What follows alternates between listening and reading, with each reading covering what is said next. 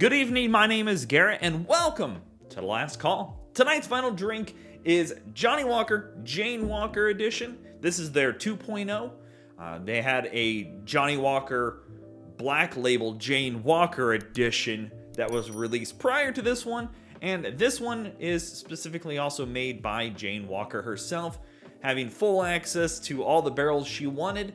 She decided to lean heavily into the Cardew area, and coming in at a solid 41.9. Weird percentage on that. It is also a 10-year age stated as well. Again, Johnnie Walker was kind of my introduction to whiskeys and me going, wow, these are very approachable. And a lot of people look at Johnnie Walker as, kind of meh. Yeah, okay, it's not bad, but there's so much more complex and interesting and unique and blah, blah, blah. There's some truth to that. And then, honestly, as always, doesn't matter what you drink or how you drink it, as long as you enjoy it. I still like Johnnie Walker as just that great introduction to scotches. Their lineup is amazing. Either way, the wife and I tried this one out several weeks ago, and we loved it. It was one of these bottlings that is so unique. And to know that Jane Walker made this to showcase women moving forward, specifically even in the distillery world, that's still kind of an untapped market for a lot of them. But we're starting to see more and more women getting into that role, which is fantastic. I just love seeing people get into new roles and really change, especially the whiskey world right now, because there are so many unique bottlings and casks, and we're starting to see these big companies that really didn't do a lot or don't veer too much. They're starting to change up and really getting some interesting bottles. Johnnie Walker's one of those ones. They have all sorts of different bottlings. Either way, we're going to be trying this two different ways. First way, neat, no ice, no water. Second way, adding a few drops of water in there, see what changes up. As always, I make the comment, I love Johnnie Walker's bottles just because they're so easy to store. These long skidding bottles just store so well on a shelf. The iconic look of a Johnnie Walker bottle dominates a shelf, in my opinion. They're so simple, but so unique in today's bottlings.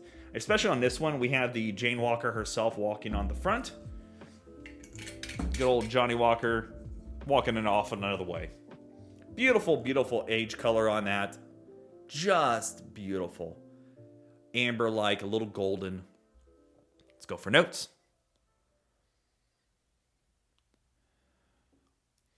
Very fruity on the nose. Fresh fruits, apricots, or apricot, however you want to pronounce it. A little malty in there. Get a little bit of spice as well. A little bit of like apple and almost a licorice quality to it. Maybe like an anise, star anise in there. But you get that nice maltiness that's going on. No smoke, low ABV on the nose. But that lovely apricot, almost like if you've ever been to a place that has like the granola and almost like a Trader Joe's or a Whole Foods, or any place, any kind of fresh area. A lot of times they have like the dried fruits mixed in with things. Those fresh apricots you can get that are dehydrated a little bit, but still a bit chewy. That's what that smells like. But that nice maltiness comes through. Almost beer-like maltiness to it. But lovely. Lovely. And again, the weird percentage on the ABV, 41.9. That's a very specific number. And again, a lot of your Johnnie Walkers are floor. They're at 40%. But different enough. Very springy almost. Let's go for taste.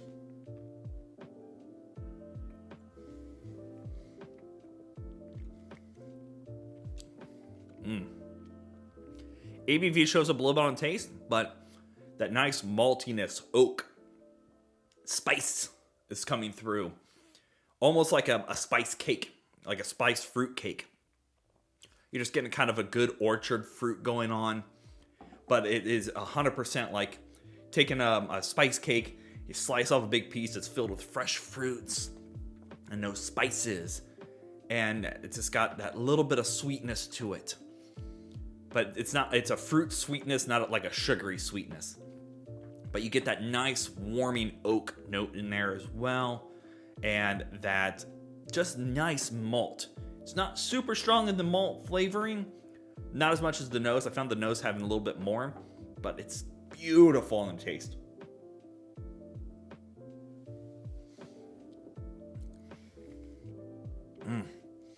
That lovely fruit on the palate. It is very fall-like on the taste buds. Or I put the nose more spring-like because it's very light and fruity. The taste is more fall and just got those beautiful spices going on.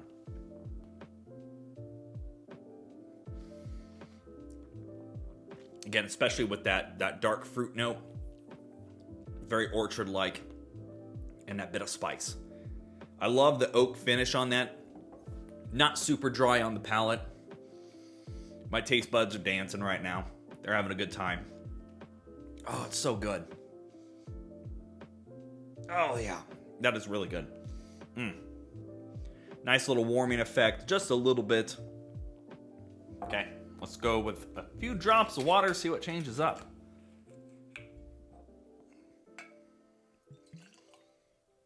It's a little bit more. There we go.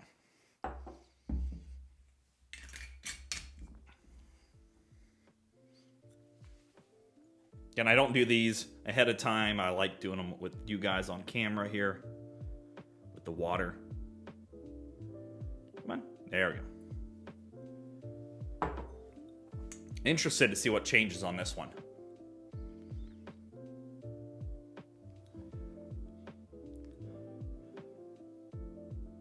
So that malty characteristic has kind of gone away a little bit. But you still get that beautiful orchard fruit note.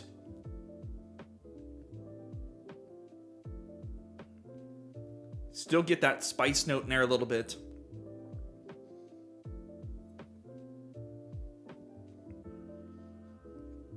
But that orchard note just shows it is just flourishing out of the glass with that little bit of water. I love it.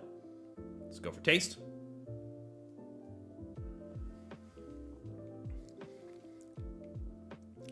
Honestly, it's very similar to the non-watered. Maybe, a little shorter on the finish. ABV doesn't really show up any at all on the taste. But that... Hold on.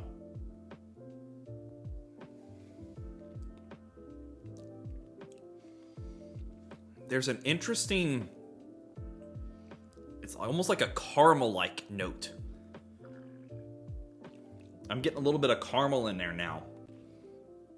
Still get that fruit note, not as pungent on the taste, but that spice is still showing up. That bit of that fruit note showing up. The oak is there, but not quite as forward.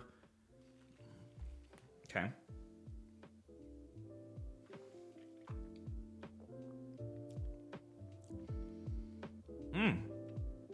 That little bit of carameling that's gone on now. I like that with that. This is one I'm very torn. I don't think there's a there's never a right or wrong way on how you drink things, but they're both really good. Oh, that's really good. I love that. Just a nice, the finish is shorter. I have to say that I find the finish being a little shorter with that little bit of water in there. Still good. All right, let's talk about market pricing. As we all know, market price is market price. I picked this up for $41 at a grocery store. Most of the time, I see it bounce between $35 and $45. It very much kind of depends on where you're shopping at. And I don't think that's a bad price range for this, high or low. Obviously, the lower the better. But this was a limited edition bottle, so there might be a situation you might start seeing this kind of disappearing on shelves. So if you are interested in it, I definitely recommend it. I'm going to get out the Jane Walker 2, the 1.0, so you can see the difference in the bottle so you know what you're shopping for. So here you go. This is what the two bottles look like side by side. Similar in concept, especially I ran into a situation. I was trying to buy this from caskers.com, and they sent me a bottle of the 2.0. It's just one of those things, if you happen to call ahead, make sure that you clarify that you're looking for the 2.0. We will be doing a versus on this, and obviously check out above if you're looking for more Johnnie Walker reviews. I got a ton of them I'm taking a look at. But yeah, that way so you guys can actually see the difference in the two for the bottles. This is the 2.0, this is the 1.0. So yeah, there you have it. Johnnie Walker, Jane Walker edition. Solid bottle, good fruit notes to it. I'm a happy camper with it. So if you have any questions about it, let me know down in the comment section below. I will do my best to answer it. If you have any specific spirits you would like me to review, also let me know down in the comment section below. I'm always on the hunt for something new, exciting, different, fun, and if it's something I can pick up, I just might do it. So as always, may your last drink of the night be the best one.